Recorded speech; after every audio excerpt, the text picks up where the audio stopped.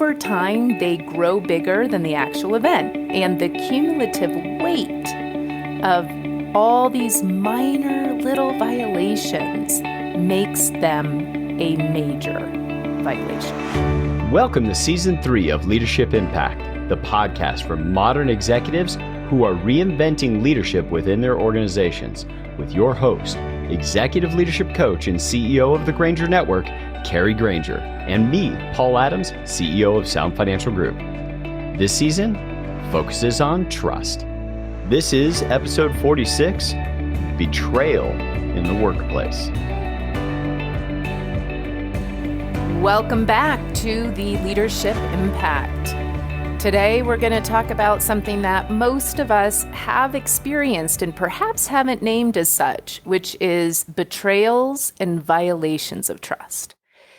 So no season on trust and leadership would be complete without taking a look at both the major and minor violations that we all experience in our work environments. Paul, have you experienced one of these violations?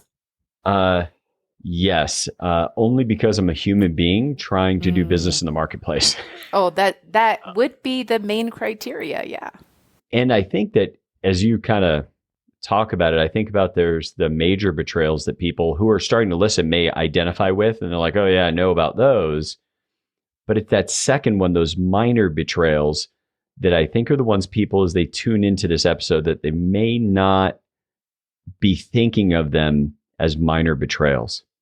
And why that's important is because these minor violations, taking credit for someone else's work, insensitive comments, hoarding information, forgetting to include someone in the meeting or the email chain, not getting the promotion, which could also be seen as a minor or as a major, gossiping, all these kind of minor things, they accumulate. And most of us don't address them in the moment as a violation of trust because they're minor and we don't want to make a big deal about it. But over time, they grow bigger than the actual event. And the cumulative weight of all these minor little violations makes them a major violation. Though I think for some of our listeners, they may be listening, Kari, and thinking, well, I don't know of any, I can't name any minor violations that have occurred, or maybe just a few. Where would they look in their organization to begin identifying that? I don't mean their organization like an audit, but just in the groups of people with whom they interact in their enterprise. What would they look for to begin to identify those minor violations? Yeah, let's take a look. If I look into the experience where I've had a minor violation happen to me, or I've unintentionally, because violations can also be intentional or unintentional, did something that another thought was a violation of trust, I think where to look is, how do I feel? That's one. When I experienced being the brunt of gossip, that's when I got that gossip is a betrayal. You had talked earlier pre-show about the 4 boxes of betrayal. Yeah. Could you do that one for our audience? Because I think that that'll give them a little bit of a construct for where you might go next. Yeah, you could imagine like a 2x2 grid, and across the top, there's one column is major and the other is minor. So violations of trust can be either major or minor. And we already listed some of the minor ones. Major might be sabotaging data, verbal abuse, exposing private information, bullying, deceiving, being sold to another company, restructuring that results in layoffs. These are more major kinds of violations. But at the same time, if you go, in the rows across the side, you might see that violations can be both intentional or unintentional. So perhaps bullying or sabotaging data may be more of an intentional, major violation. Actually, restructuring tends to be more unintentional. There's a restructure for a bigger outcome, but there was no violation of trust that was in the minds of those doing the restructuring, right? So it was more of an unintentional, albeit major violation. And, for me, I really appreciate even thinking about the minor ones that accumulate that I often don't look at, or the unintentional ones where I go, yeah, they weren't like out to betray me. But when I didn't get that promotion and instead they hired an outside person to take that leadership role, that felt to me like a betrayal. And those major ones, intentional or unintentional, we identify pretty quickly. Yes. We feel like they did that wrong, that shouldn't have happened. We identify it often to the action, and we don't necessarily immediately characterize the other person in that. Sometimes we do. But it's the small, minor violations or betrayals of trust that tend to accumulate. And now we don't have a single instance we point to. We tend to now think it's about that organization or that person, like a way they are. Right. If Laura is constantly putting her name on our combined product, or maybe it's not as blatant as putting her name on it, but she's the one to bring it up to the next level or to the customers. And it's just, by implication, looks like it's her work. It's one of those things that I'm like, God, I'm not going to bring that up as a violation of trust for us to deal with. That's just Laura. Right? And so I start to relate to Laura as this person, this fixed characteristic, rather than looking at the action she's taking as a minor, maybe even unintentional betrayal of trust, and being able to effectively deal with that. Because if she's just the way she is, there's no action I can take. Yes, it's like somebody saying about themselves, I'm a bad speller. They hold that. Well, it's that much worse when we do that about somebody else because they don't know we're characterizing them that way and they can't do anything about it. Right. So what do I start to do with Laura is I withdraw, I avoid, I don't share my information rather than saying, Laura, when you do this, it makes me feel like you're taking credit for my work. And, maybe you don't mean to, but in the future, would you mind giving me an opportunity to present it, at least 50% of the time, or maybe putting both of our names on that presentation? See, that would be such a quick way to deal with that minor violation versus characterizing her in that way and just relating to her like that's the way she is. So we have minor betrayals stacking up, becoming that is the way somebody is. And then how does that impact how we communicate with others in the organization? Yeah. So you ever heard of this thing called gossip? Oh, yeah. So some of us and some of those around us, in fact, most people, not all, but most, do engage in gossip. Now, rarely do we call it that. And I'm going to tell you, doesn't matter where you come from, how old you are, what gender you identify as, I have heard gossip from everyone. And gossip can even show up like a warning. Let me just warn you about Laura. She takes credit for other people's work. Well, now, what does that do to the way that you listen to, interact, and perceive Laura? Well, it's going to, I think of it almost like a contagion.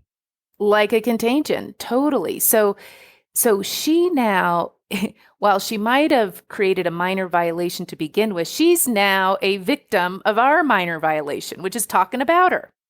So gossip is one of those things that whenever you're interacting or whenever you're speaking about someone or like an organization, but usually a person, and it leaves in the person you're speaking to kind of a diminished listening or a diminished sense of the object of conversation. So I'm leaving you with a sense of Laura that's been diminished in your eyes. And so often we see with these minor violations, they do end up in gossip. And then the gossip further drives the wedge between that team member and other people, getting them more distant from understanding the impact that they're having and we diminish other people's ability to even interact with that individual newly. With that, let's just take a short pause for an important message from the Granger Network. Hi there, I'm Lindsay, and I work at the Granger Network. You know, so many people think of the human parts of us, our moods and feelings and personalities, as something to be handled, controlled, set aside in the name of results. But we believe the very opposite is true. Those messy human parts of us, they don't knock us off the path to performance. They are the path. This is what we dedicate our lives to, putting high-performing leaders on the path to truly game-changing leadership by mastering what makes us human.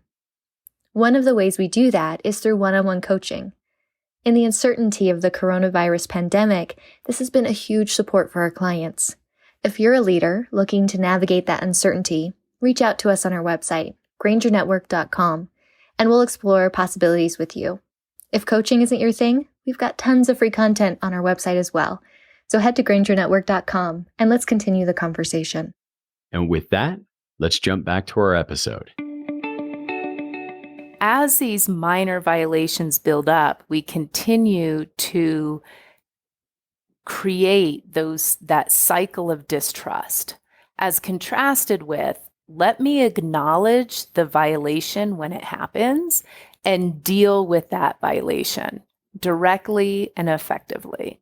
The same thing can be said for the more major ones. I can't tell you the number of leaders and organizations that we've been coaching during a restructuring or a sale, like an acquisition. And most of those experiences, while unintentional, feels like a betrayal. They may not say those words, but there's the major shaking of one's confidence. There's the confusion that happens. There's the feeling powerless, the feeling vulnerable, the being wounded that happens. And oftentimes when we're working with these leaders and we simply support them in acknowledging, you experienced a betrayal. And their eyes widen, they go, yeah, it feels like a betrayal. And why that can be hard to see is because it may have been unintentional. It's not like people tried to betray you, but if you've been working for a company for a number of years and all of a sudden they sell the company, it can really feel like a betrayal. And even just acknowledging that enables us to start to relate to it and be able to deal with it as we would a betrayal of trust. So would the thing that our audience could do today as they listen, because we're going to talk about repairing some of these in our next episode, would the thing to do be like, think about who are the people that you notice in the organization you withhold from, or you try to avoid working projects with them, or you tend not to want to go to lunch with them, that kind of thing, and then begin to think about what the minor betrayals may have been?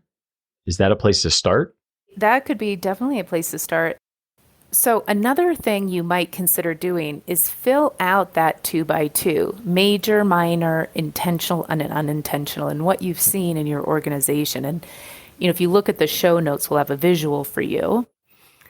By identifying what you're seeing as a betrayal, as a violation of trust, it puts it into a different way of relating to it. If I don't see it as a violation, I could do something like, I take responsibility for things that aren't mine, or I think I'm not doing something right, or I think another person is just a bad person and to be avoided. But there are very specific things that we can do to support ourselves in overcoming betrayals, whether or not they're minor, major, intentional, or unintentional. And while we're going to go into that much deeper in the next episode, we're doing something a little different. It's more of a part 1 and a part 2. The most important thing that you can do at the onset is to identify it as a betrayal. Like, wow, this was a betrayal. Now, many people, if they've been betrayed when they were children or just growing up, in the cultural narrative, it's been, betrayal happens, you're cut off, right? But if you go back to some of our earlier episodes, we talk about real authentic trust is trusting, knowing that, there could easily be a violation of that trust and that we can recover from that violation. So one of the most powerful things that a leader can have is the ability to overcome violations of trust, whether coming at them or sourced from them. And that first step is to identify it as such. Well, and you talk about the betrayals, children, et cetera. I think the other kind of background thing that people have by not identifying the betrayal is not only do they make it a characterization about the other person, but they can also make it a characterization about themselves. Like, this is what happens to me. Right. This is just what happens to me. So that's another thing. As we begin to learn how to work through these violations, is a mindset around it. If I'm a victim of a violation, while I can either by circumstance be the victim, which might be true. I have been circumstantially a victim of different betrayals in my life. But my mindset is not one of a victim mindset. So if I stay in that victim mindset, like this just always happens to me, I'm at the effect of it, I'm powerless, I lose out on the opportunity to grow and learn. So violations of trust, betrayals, can actually be used as an opportunity towards personal growth, towards leadership expansion. And for me, I never want to lose out on one of those opportunities. Now, in the next episode, we are going to go step by step in terms of how do you work through a betrayal. And we're not going to recommend that you just think about it differently and move on very quickly if it's a major one, right? But I am not going to let it go by without the opportunity to grow. And some of them take several months to overcome. And some of them through a conversation like the one I demonstrated with Laura, can be overcome fairly quickly. So next week, everybody's going to be able to tune in and hear what's the next step. The first being become aware of those minor betrayals. Put yourself in the position where you get a chance to identify it instead of our kind of default cultural way of doing things, which is to make it a characterization of the other person or a characterization about yourself. And you don't need to tackle these head on right now as you identify them. We're going to give you more tools next week. But what we want you to be able to do is just learn, identify where those minor betrayals or major betrayals have happened.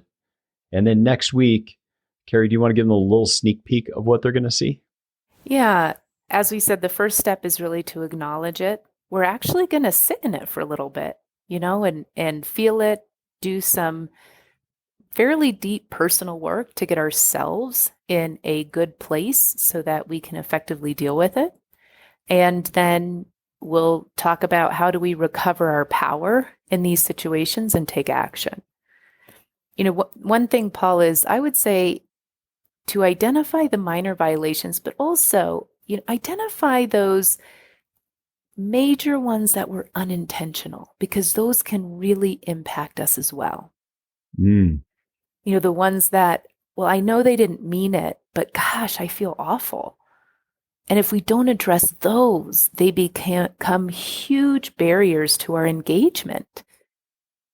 And it certainly makes it difficult in the world of trust to have some kind of shared future with other people if we disengage from them. So we're glad all of you could join us this week, and that what we hope is this idea of understanding the minor, major, intentional, and unintentional betrayals that we all face has been a contribution to your leadership impact. Thank you for tuning into Leadership Impact, the podcast for modern executives who are reinventing leadership within their organizations. Subscribe now at Apple Podcasts, Google Podcasts, or wherever you get your podcasts.